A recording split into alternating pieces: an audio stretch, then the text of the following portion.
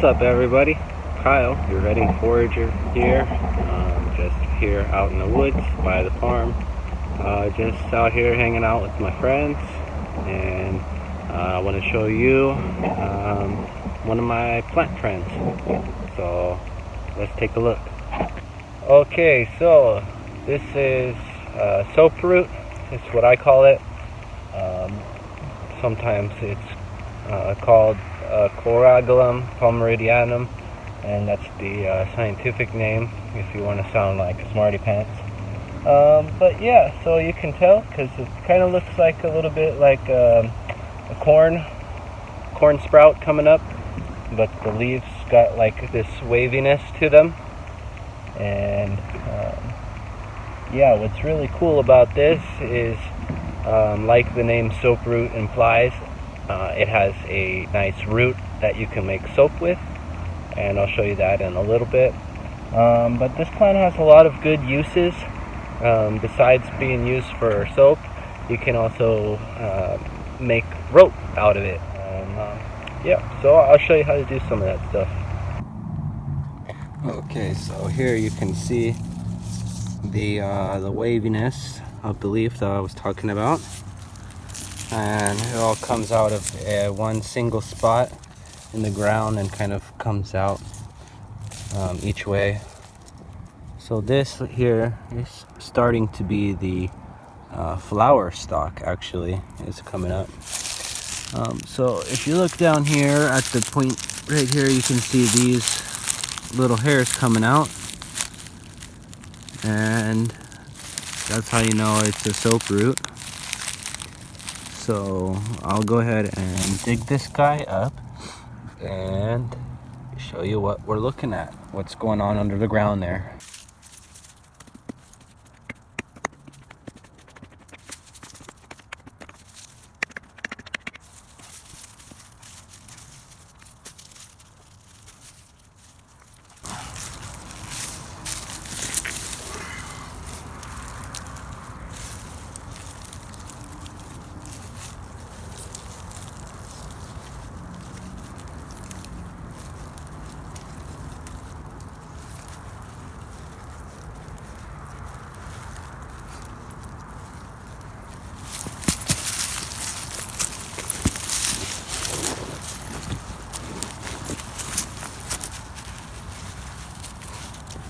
Okay, so you can see here's that bulb.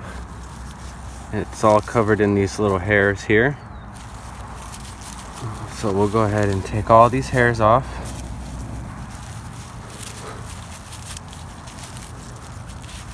And we'll separate those.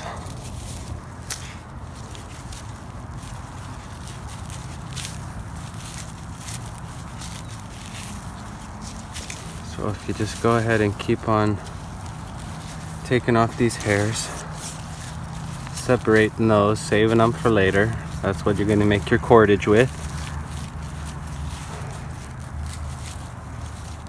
You can also make a brush, nice brush with it. So now we're starting to get to the inside here.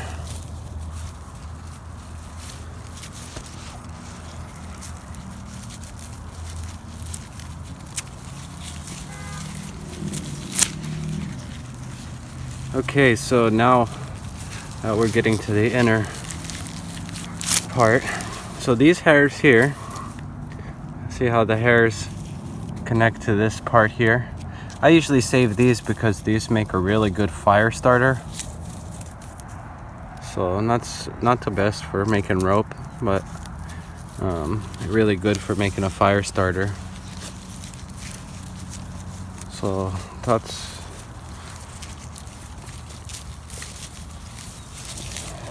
plant has so many different uses, you know. Okay, so now that we're getting down into the inner good part here.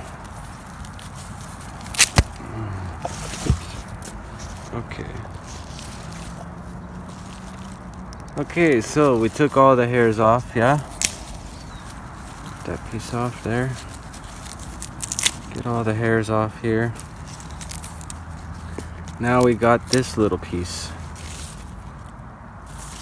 Now we got this piece here, this white bulb. It smells really good. Let's go to the sink and I'll show you how I can wash my hands with this soap root plant. Got my soap root. Alright, and I just squish it up like this, crush it up, get them juices, and put a little water. Alright.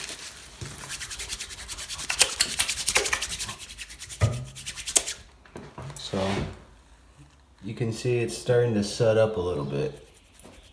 It's starting to make a little bit of bubbles. See? That's the soap. So you can wash your hands with that stuff. And you can see it's just taking the dirt right off.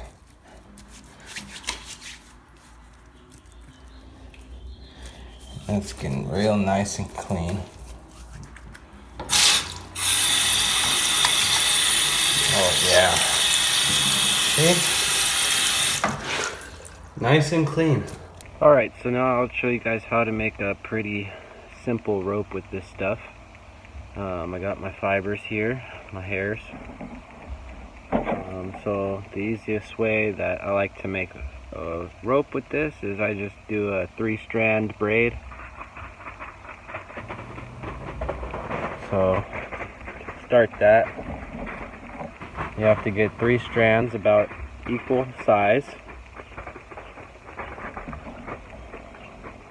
Pip's over there playing on the plastic. Okay, so let me get the camera set here so you can see what I'm doing. So it's just a normal braid, you know, you get your 3 strands, about even size, and you just take the one at the right and you put it in the middle. Okay? And then you take the one on the left and you put that in the middle. Okay? And you just keep following that process. The one on the right goes in the middle, and then the one in the left. The one on the right, the one on the left. Right, left. So, see if you can get a good shot of what I'm doing here. So take the one on the right, put it in the middle.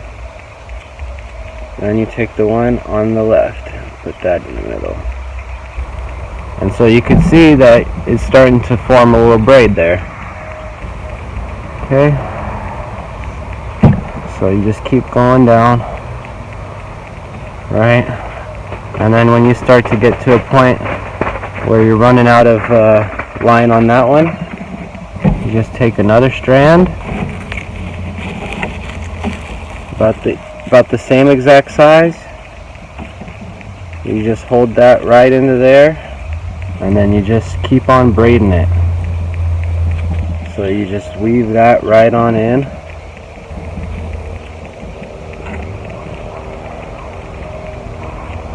So I'll have to take some more here. And you just keep on following this process as you make your rope.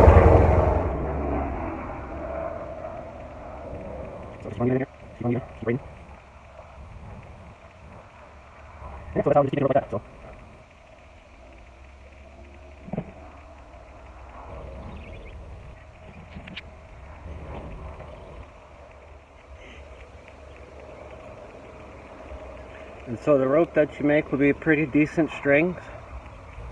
It's pretty good for holding some stuff in place, like if you're making a shelter, you need to hold two posts together or something, you can use this. Pretty good for just your general rope. It's a medium strength. It's not the strongest, so I wouldn't use it for like a bowstring or something like that. But yeah, if you need a rope in a pinch and you got some soap root there, you could make a pretty decent rope out of the hairs. So the last thing that I wanted to show you guys was this soap root brush that I made. Now this kind of a brush was made all up and down the state. Anywhere that this plant has been found. That people have been making these kind of brushes since ancient times, and they still make them to this day. Yeah, and so how I made it was I just grabbed a lot of the hairs, bunched them together, connected the ends right under here with a bit of pine pitch, but you can actually use the juice of the soaproot bulb. Now, one of the other uses of this plant is as a super glue, but I'm not going to get into that in this video. But you can just Google it. So I sealed the end here with pine pitch, and then this handle, I just took a strip of an old t-shirt and I dyed it using some pokeberry dye and some of the local clay, and yeah, then I just wrapped it around and cut the edge off here to make it even. And you can make it longer, shorter, you can make it a long handled one. You know, you can get really creative with it. You can put leather, or you can put some kind of beads on the handle. You know, really make it your own. Just, you know, try to make it, see what you can come up with. And if you make one, just go ahead and send me pictures, because I'd be interested to see what yours look like.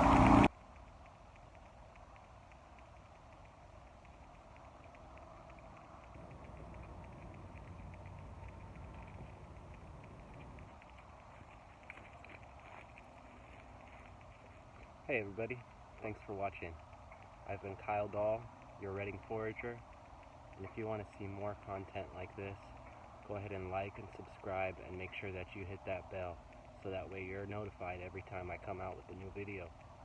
And again, if you want to see more content that has to do with California native plants, how to find food in the woods, and other useful things that our plant relatives can provide for us, make sure that you follow me on Instagram and Facebook at Reading Forager. And if you'd like to go out in the woods together sometime, go ahead and give me a call. I'll leave my contact information down in the description below.